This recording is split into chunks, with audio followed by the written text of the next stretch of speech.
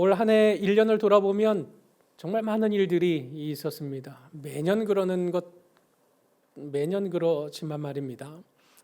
작년 12월 거의 끝 무렵에 무주공항에서 제주항공 사고가 있어서 그 올 초 1월만 하더라도 이 일 때문에 참 여러 많은 사람들이 슬픔에 잠겨 있었습니다. 무려 179명이 생을 잃게 되는 참 안타까운 사건이었고, 또 3월에는 경북 지역의 초대형 우리나라 역사상 가장 최악의 산불이 일어났습니다. 여의도 면적이 거의 30배를 태웠다는 그런 말도 있고요.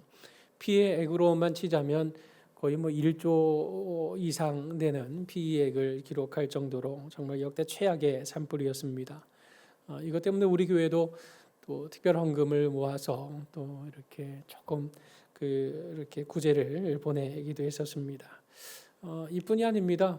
강동구의 싱크홀, 그래서 오토바이 배달하면서 그 투잡을 뛰던 젊은 가장이 안타깝게 죽음을 맞이하게 되는 이런 사고도 있었고, 그리고 또 6월에는 대전에 있는 국가정보자원관리원에 화재가 일어나는 바람에 정부24 먹통, 또 여러 금융시스템 먹통, 그러면서 이 나라가 제법 혼란에 빠져 있었습니다. 그리고 지난 여름 어떠셨어요? 엄청 덥지 않았습니까? 정말 이렇게 끔찍하게 더웠던 적은 없었던 것 같습니다. 정말 집 밖으로만 나오면 숨이 턱턱 막히는, 어디든 정말 숨이 턱턱 막히는 아주 무더운 뜨거운 더위에다가 아주 극한의 호우까지 겹쳐서 저 남부 지역에는 또 호우로 인해서 많은 사람들이 수재를 입게 되는 일들도 있었습니다. 그리고 올 한 해 벌레 엄청 왔잖아요. 그 러브버그라고 그래서 계양산이 아주 난리가 났죠. 유튜버 저기 올라가서 저걸 잡아다가 또 집에서 그걸 또 갈아가지고 햄버거 패티를 만들어서 또 그걸 또 먹으면서 또 그렇게 조회수를 누리려고 애를 쓰는. 그런데 정말 끔찍한 이 벌레가 이쪽 특히나 우리 교회에 있는 쪽을 휩쓸었던 사실은 정말 벌레를 끔찍하게 무서워하는 저로서는 정말 악몽 같은 시간이었습니다. 그리고 최근에는 SKT에서 유심 정보가 유출이 돼서 유심을 다 갈아주는 일들도 있었고, SKT도 그 정보가 이렇게 노출이 되었고 쿠팡도 노출이 되었는데 강도는 쿠팡에게 뭔가 이렇게 압박하는 건 더 센 것 같습니다. 왜 그런지는 모르겠지만 아무튼 이런 정보가 유출이 돼서 탈팡을 하느니 어쩌느니 하는 이런 사건 사고들이 올해도 많이 있었습니다. 어디 이뿐입니까? 러시아 우크라이나 전쟁은 계속되고 있고, 또 뜬금없이 캄보디아하고 태국이 전쟁을 벌이는 이런 기가 막힌 상황들이 연출됩니다. 아직 우리는 북한과 휴전 상태이지 않습니까?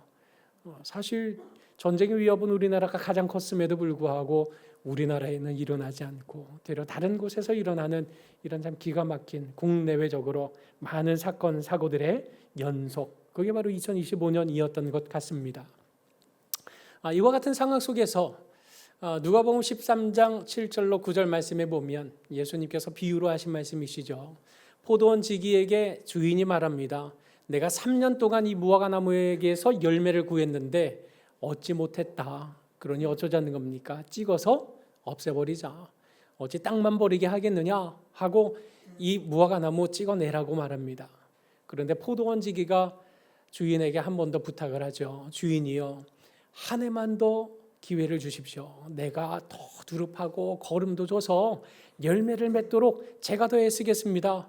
라고 이 나무가 뿌리채 뽑히는 것을 가로막는 포도원 지기가 등장하죠. 여기서 말하는 포도원 지기가 누굽니까? 바로 예수님이십니다. 예수님께서 이 많은 사건 사고들 중에 우리가 휩쓸리지 않게 하시고, 이 많은 사건 사고들 속에서 2025년의 마지막 날을 오늘 하나님 앞에서 맞이할 수 있었던 것, 그건 하나님께서 우리를 한 번 더 불쌍히 궁일이 여겨주신 결과인 것입니다.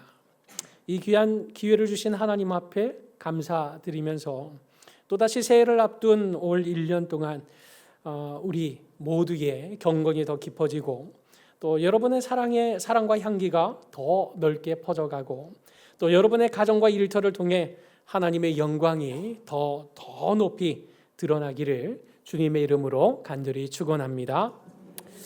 오늘 하나님께서 우리에게 주신 말씀 시편 27편은 다윗의 그 유명한 시입니다.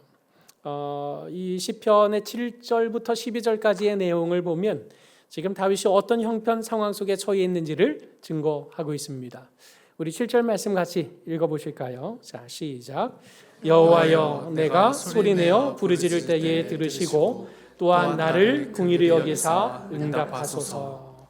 지금 다윗이 소리내어 부르짖고 있습니다. 소리를 내어서 부르짖을 만한, 소리를 지르지 않을 수 없는 그런 급박한 상황 안에 놓여 있다라는 사실을 말하고 있습니다. 이어지는 8절로 9절에 다윗의 기도는 더 절박해지는데요. 8절과 9절도 한번 같이 읽어보실까요? 자, 시작. 너희는 내 얼굴을 찾으라 하실 때에 내가 마음으로 주께 말하되 여호와여, 내가 주의 얼굴을 찾으리이다 하였나이다. 주의 얼굴을 내게서 숨기지 마시고 주의 종을 노하여 버리지 마소서. 주는 나의 도움이 되셨나이다. 나의 구원의 하나님이시여, 나를 버리지 마시고 떠나지 마소서. 지금 다윗의 기도가 무엇입니까? 하나님께서 하나님의 얼굴을 찾으라고 말씀하지 않았습니까? 제가 지금 하나님의 얼굴을 찾습니다. 하나님 얼굴을 제게서 숨기지 마십시오. 부디 저를 버리지 마시고 떠나지 마시고 저를 좀 주목해서 봐주십시오 하고 간절하게 하나님을 찾고 있는 겁니다. 이 다윗의 상황이 얼마나 다급했는지 이 정도에서 한 걸음 더 나아가서 거의 절규에 가까운 처절한 부르짖음을 외치고 있습니다. 우리 10절 말씀도 같이 읽겠습니다. 시작. 내 부모는 나를 버렸으나 여호와는 나를 영접하시리이다. 여러분, 세상에 정상적인 부모치고 자식을 버리는 부모가 어디 있겠습니까? 실제로 다윗의 부모님 또한 다윗을 버린 적이 한 번도 없습니다. 여기서 다윗이 내 부모는 나를 버렸다라고 이렇게 말하고 있는 것은 부모님이 계시지만 그러나 그 부모님이 나를 유기했다는 것을 말하고자 하는 것이 아니라 부모님이 계셔도 이 상황에서는 정말 어떤 도움도 되지 않는 그런 지경에 빠져 있다는 사실을 지금 고백하고 있는 겁니다. 자식에 대한 부모님의 사랑을 과연 무엇에 비견할 수 있겠습니까? 그렇다고 부모님께서 항상 자식의 도움이 되는 것은 아닙니다. 눈을 뜨고 뻔히 보고 있으면서도 위기에 처한 자식을 돕지 못할 때가 훨씬 더 많지 않습니까? 모든 것 다 해주고 싶지만 그 모든 것을 다 해줄 수 없는 일들이 더 많은 것, 이게 정말 부지기수인 것입니다. 다윗은 자신의 부모님 또한 자신을 도와줄 수 없는 그런 위급한 상황 속에 빠져 있는 것이 틀림없지만 그러나 하나님만은 자신과 함께 해주실 것을 믿는 그 믿음을 하나님께 호소하고 있는 것입니다. 육신의 부모는 하지 못하지만 그러나 하나님은 하실 수 있지 않습니까? 라는 사실을 절규에 가깝게 하나님 앞에 외치고 있는 것입니다. 이어지는 11절과 12절 말씀 같이 읽어보실까요? 자, 시작.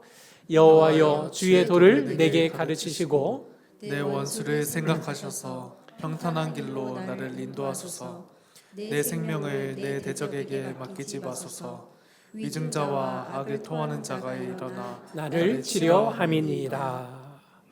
지금 다윗이 처한 그런 절박한 상황, 위기의 상황, 위급한 상황, 그것은 바로 이 다윗이 생명을 노리는 사람들에게 둘러싸여 있다는 사실이었습니다. 자신의 능력으로 그것을 만약에 타개할 수 있었다고 한다면 다윗이 이토록 처절하게 부르짖지는 않았을 겁니다. 그러나 다윗은 자신의 능력으로 도저히 헤쳐나갈 길이 없는 생명의 위기, 생명의 위협을 앞에 두고서 생명의 위협에 둘러싸인 채 하나님의 도우심만을 지금 간절히 간구하고 있는 겁니다. 그렇다면 다윗이 이런 위기의 상황, 생명의 총각을 다투는 위급한 상황, 그것은 언제였겠습니까? 우리는 두 가지 상황을 추정해 볼 수 있겠습니다. 다윗의 인생에서 목숨에 가장 큰 위협을 받았던 때, 그때는 바로 다윗을 질투한 사울 왕이 다윗을 죽이기 위해서 3,000명이라고 하는 군사들을 일으켜서 다윗을 향한 포위망을 좁혀올 때였습니다. 여러분, 시시각각 사울 왕의 그런 군사들이 다윗을 찾기 위해서 포위망을 좁혀오게 될 때, 여러분, 그 다윗이 받을 그런 압박, 생명의 위협, 이거 얼마나 괴롭고 고통스러운 일이겠습니까? 어떤 면에서는 차라리 잡혀버리면 끝납니다. 그런데 이건 계속 도망 다니는 것, 계속해서 피해 다니는 것, 이것처럼 처절하고 고통스러운 일은 없는 것입니다. 또 하나의 상황을 산정해 볼 수 있는 것은 바로 그 아들 압살롬의 난을 일으켜서 그 압살롬의 난 때문에 이 다윗이 예루살렘으로부터 황급하게 도망치던 때의 사건을 또 말할 수 있겠습니다. 여러분, 압살롬의 난을 통해서 아들에게 목숨의 위협을 받는 이 다윗의 상황이 얼마나 비참했겠습니까? 그런 상황에 시시각각 이 압살롬이 쿠데타를 일으켜서 차지한 그 군사들을 일으켜서 다윗을 지금 쫓아온다고 한다면 다윗은 그야말로 속수무책, 자신의 목숨을 잃을 수밖에 없는 상황에 처해 있었던 것입니다. 둘 중에 어떤 상황인지 우리는 정확하게 알 길은 없습니다. 그러나 명백한 것, 다윗의 목숨은 지금 경각에 달려있는 풍전등화와도 같았다는 사실입니다. 그래서 그는 하나님 앞에 처절하게 절규하지 않을 수 없었던 겁니다. 그러나 이 다윗의 그런 상황이 비록 이토록 위급하다고 해서 다윗이 두려움에 떨면서 하나님의 도우심만을 구하면서 절규했던 것은 아니었습니다. 오늘 이 시편 27편의 1절 말씀에는 이렇게 고백하고 있습니다. 우리 같이 읽어보실까요? 자, 시작.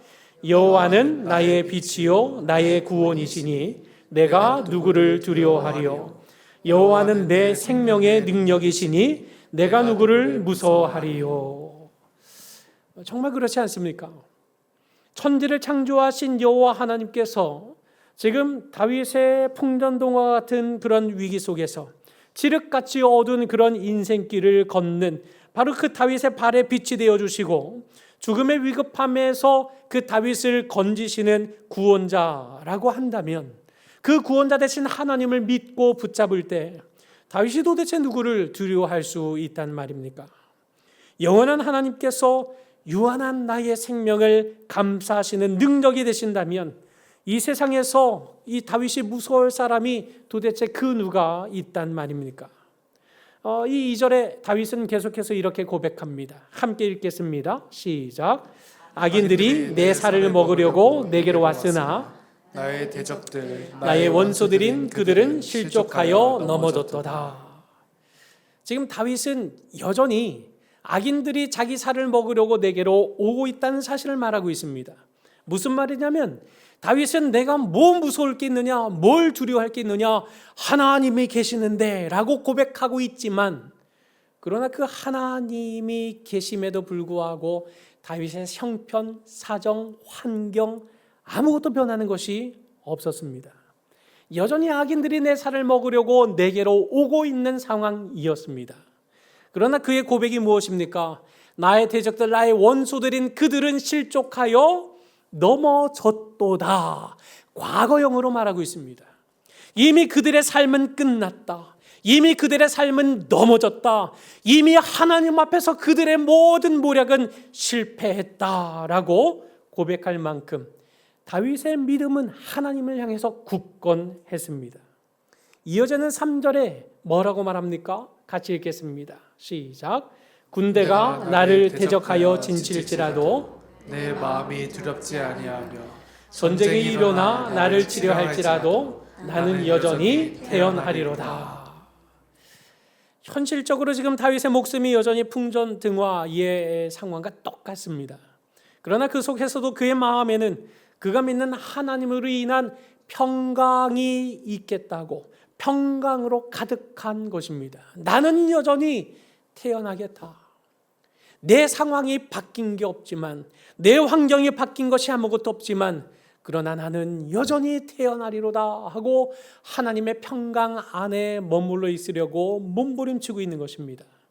그러면서 그가 꿈꾸면서 고백하고 있는 내용, 그게 바로 4절로 6절에 담겨 있는데요. 같이 읽어보실까요? 자, 시작. 내가 여호와께 바라는 한 가지 일, 그것을 구하리니 곧 내가 내 평생에 여호와의 집에 살면서 여호와의 아름다움을 바라보며 그의 성전에서 사모하는 그것이라.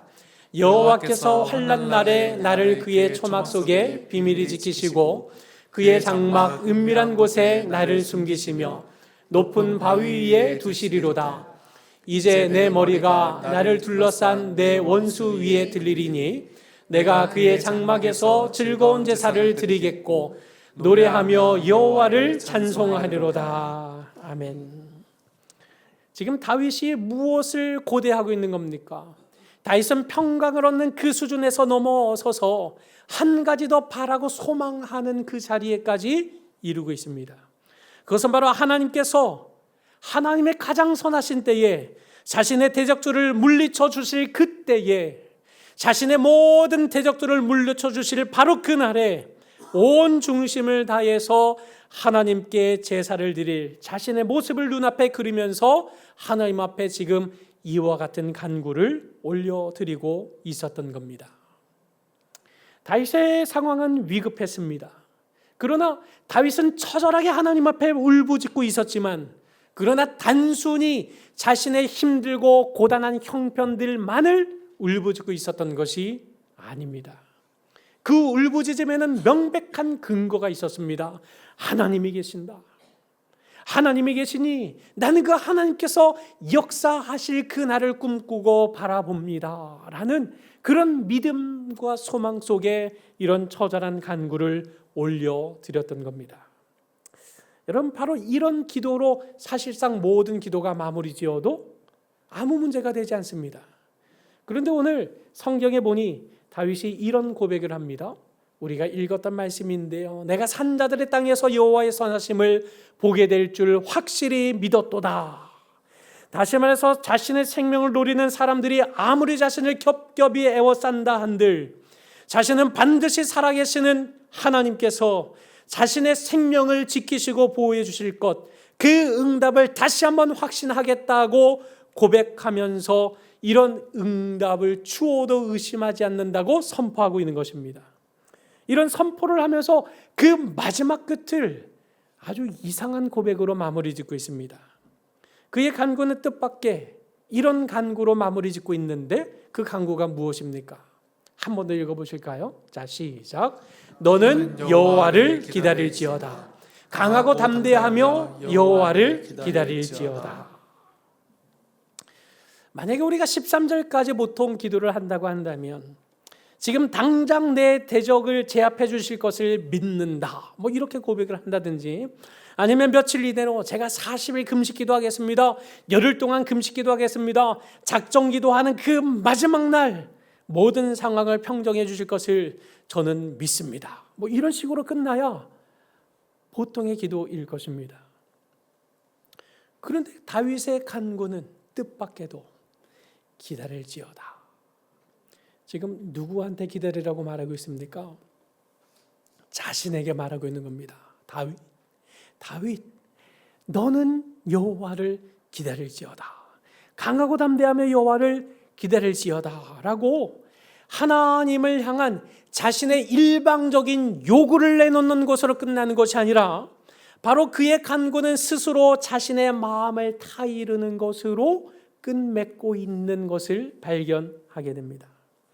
다윗의 기도가 왜 이처럼 여호와를 기다리라는 자기 타이름으로 끝나고 있는 것입니까? 다윗은 하나님의 구원을 확신했던 것만큼 자신이 하나님께서 구원하실 그 날, 하나님이 구원하실 그 생각, 하나님께서 구원하실 그 지점을 하나님보다 더 앞지르는 미련함을 범치 않으려고 스스로 결단하고 있었던 겁니다.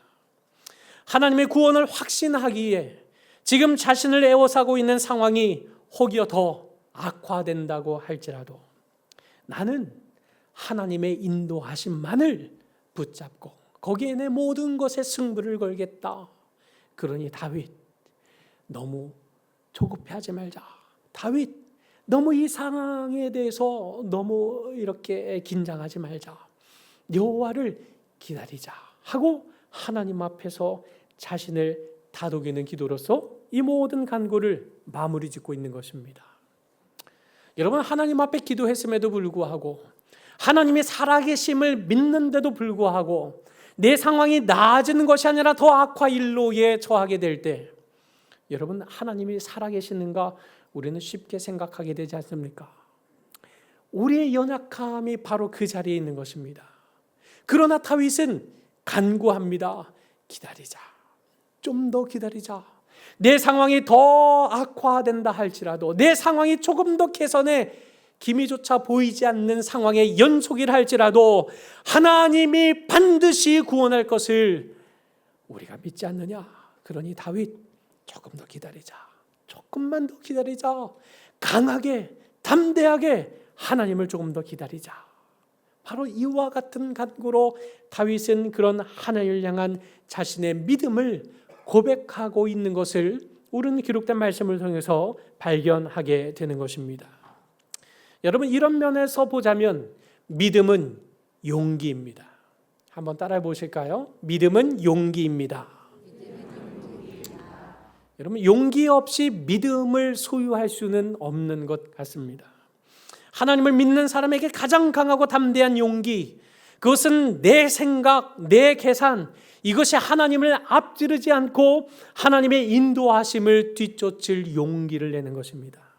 내가 지금 이것을 양보하거나 타협하지 않는다면 내 삶에 손해가 찾아올 것 같지만, 그러나 그럼에도 불구하고 내 계산, 내 상식, 내 생각을 내려놓고 하나님의 말씀을 기다리고 하나님의 인도하심을 기다릴 줄 아는 선택, 그와 같은 하나님을 선택하는 기다림이야말로 모두에게 유익하고 결코 후유증이 없는 최선의 결과를 얻을 유일한 길이라는 사실을 믿을 수 있는 용기, 바로 이 용기가 참된 믿음을 우리 안에 지탱하게 만든다는 것입니다.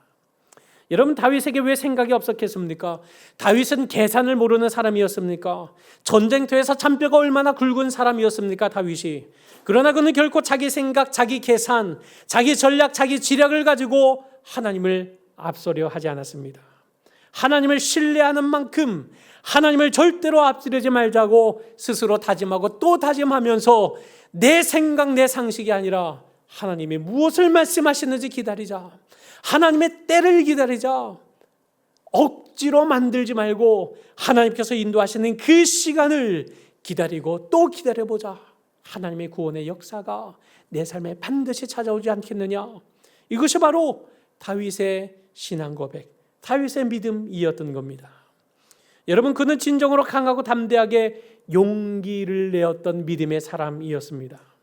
하나님께서 바로 그런 다윗을 이스라엘의 영원한 별로 세우시고 또 그의 족보를 통해 예수 그리스도께서 이 땅에 오게 하신 것, 이건 정말 하나님의 필연일 수밖에 없는 일이지 않겠습니까? 사랑하는 우리 사복영행의 성도 여러분, 기독교 신의자 작가인 분인데요, 그 루트 함스 켈킨이라고 하는 분이 이분은 아주 짧은 글을 잘 씁니다. 솔직한 기도문을 작성하는 사람으로 또 유명하기도 합니다. 이분이 그런 짧은 기도문을 작성을 했습니다. 제가 잠깐 읽어드릴게요. 주님, 제가 당신을 인내하며 기다려야 할 때가 수도 없이 많다는 것을 압니다. 기다림은 인내를 키워줍니다. 그것은 제 믿음을 강하게 하고 당신께 의지하는 것을 더 깊게 합니다. 저는 당신이 제 손가락이 까딱거리는 대로 움직이는 심부름꾼이 아니라 주권적인 하나님이시라는 것을 압니다. 저는 당신의 때가 당신의 측량할 수 없는 지혜 안에 깔끔하게 쌓여 있다는 것을 압니다. 그러나 주님 하고 점점점 돼 있습니다. 그러나 주님, 당신은 나의 아버지, 저는 당신의 자녀입니다. 그래서 말인데 주님, 조금만 서두르실 수 없나요? 이게 이 사람의 기도입니다. 우리의 기도, 우리의 마음이 사실 그렇지 않습니까? 다 알겠습니다. 하나님, 하나님의 살아계심도 믿습니다. 하나님께서 구원해 주시리라는 것도 확신합니다. 그런데 하나님, 언제까지 기다려야 됩니까? 언제까지 기다려야 됩니까? 언제까지 하나님의 구원하실 그날을 소망하고만 있어야 됩니까? 조금만 서둘러 주시면 안 되겠습니까? 이것이 오늘 저와 여러분의 마음이지 않습니까? 계속되는 궁핍, 계속되는 핍박, 계속되는 어려움, 견딜 만큼 견뎠으니 이제 필요한 것은 우리에게 기다림이 아니라 주님의 역사하심입니다. 그러니 주님 빨리 서둘러 주십시오. 빨리 응답해 주십시오. 빨리 들어주십시오. 라고 외치는 것이 우리의 믿음의 현 주소이지 않습니까? 그러나 하나님의 요구하시는 바, 오늘 다윗이 나타내고 있는 용기 있는 믿음이라고 하는 것, 그것은 다른 것이 아닙니다. 나의 때가 아니라 하나님의 때를 기다리겠습니다. 여러분, 우리 서부경외교회는 2년 6개월 전에 창립하고 이제 새해가 되면 설립 3년째를 맞이하게 됩니다. 복음으로 사람을 살리고 가르치고 세우는 교회가 되기 위해서 실로 모두가 한 마음으로 달려오는 가운데 당회가 세워진 조직교회가 되었고, 또 이제는 3년의 재정 지원을 약속받고 시작했지만 순차적으로 이런 지원들을 줄여가면서 하나님이 주시는 축복 가운데 이제는 재정 또한 자립한 교회가 되었습니다. 지난 시간 동안 내부적으로는 또 선교 후원, 또 신학교 후원, 또 아울러서 내부와 외부를 위한 구제를 감당하는 교회로서 나름 외형적인 그런 규모나 모습도 거의 갖춘 셈이 되었습니다. 하지만 여러분, 지금이 가장 위험한 때입니다. 자칫 우리가 우리 자신도 모르게 우리의 생각, 우리의 계산을 믿고 우리의 생각, 우리의 상식, 우리의 계산을 쫓아서 하나님을 앞지르기 가장 쉬운, 그런 하나님을 앞지르는 어리석음을 범하기 쉬울 때가 바로 지금 이때이기 때문입니다. 우리는 정말 하나님의 때를 기다릴 줄 알아야 합니다. 여러분, 사울이 블레셋 군사들에 둘러싸인 채 지금 이 기회를 놓치면 안 된다고 자기의 상식, 자기의 계산하에 하나님을 기다리지 않았습니다. 그리고 사무엘이 오기 전에 스스로 왕권을 세우겠다고 제사를 집례했습니다. 기다리지 못한 그의 삶이 어떻게 되었습니까? 하나님의 영이 떠나버리는 비참한 길로 들어서게 되었습니다. 여러분, 아브라함이 하나님 앞에 약속을 받았지만 자신이 하나님의 뜻을 이루어 드리겠다고 시도하면서 사라의 몸쪽 하갈을 통해서 이스마엘을 얻었습니다. 그런데 어떻게 되었습니까? 이스마엘은 하나님의 뜻이 아니었습니다. 지금까지 중동 분쟁의 씨앗이 되고 있지 않습니까? 모세 또한 무리바 반석에서 불평하는 이스라엘 백성들 앞에서 그저 말하라고만 말씀하신 하나님의 명령을 붙잡지 못하고 그 명령을 지나쳐서 반석을 2번 내리치고 말았습니다. 결과적으로 그의 행동은 가나안을 멀리서만 바라볼 뿐 가나안 목지를 차지하는 그런 복된 길로는 나아갈 수 없었던 것을 우리는 성경을 통해서 발견하게 되지 않습니까? 우리가 하나님을 앞지르는 바로 그 순간부터 설령 교회의 외형이 더 커진다 할지라도 더 이상 하나님의 생명이 역사하시는 하나님의 교회가 아니라 인간의 이해 집단으로 전락하고 온갖 추악한 문제의 진원지가 되고 말 것입니다. 그래서 우리 모두는 새 아침을 맞이하면서 다윗처럼 굳게 다짐해야 합니다. 나는 여호와를 기다릴지어다. 강하고 담대함의 여호와를 기다릴지어다. 우리가 묵묵히 하나님을 기다리며 하나님의 인도하심을 뒤쫓을 때만이 우리 교회는 지금까지 그래왔던 것처럼 하나님의 생명이 우리 각 사람을 통해서 우리 각 사람을 어루만지시고 살리시는 그런 생명의 통로로 지속되게 될 것입니다. 올 1년 동안에도 우리가 사는 이 세상에는 크고 작은 사건과 사고들이 연일 것입니다. 서론에서 살펴보았던 그런 수많은 사건 사고들이 계속될 것입니다. 그러나 그런 여파에 우리의 삶이 휩쓸린다 할지라도 지금까지 그래왔던 것처럼 우리 각 사람은, 무엇보다도 우리 서부경의 교회는 결코 하나님을 앞지르는 믿음 없는 사람이 되어서는 안 되는 것입니다. 그런 의미에서 우리 한 번 더 이 말씀들을 같이 읽어보시겠습니다. 시작. 여호와는 나의 빛이요 나의 구원이시니 내가 누구를 두려워하리요. 여호와는 내 생명의 능력이시니 내가 누구를 무서워하리요. 너는 여호와를 기다릴지어다. 강하고 담대하며 여호와를 기다릴지어다. 아멘. 강하고 담대한 믿음으로 하나님을 기다리고 또 하나님의 인도하심만을 뒤쫓는 용기 있는 믿음의 사람들이 됩시다. 그리하면 다윗을 이스라엘의 영원한 별로 세워주신 그 하나님께서 우리의 1년 12달 365일을 당신의 생명과 사랑과 진리로 아름답게 수놓아 주실 것입니다. 이 진리를 굳게 붙잡고 강하고 담대한 믿음으로 2026년의 새해를 맞이하는 우리 모든 서보경야의 성도들이 되시기를 주님의 이름으로 간절히 축원합니다.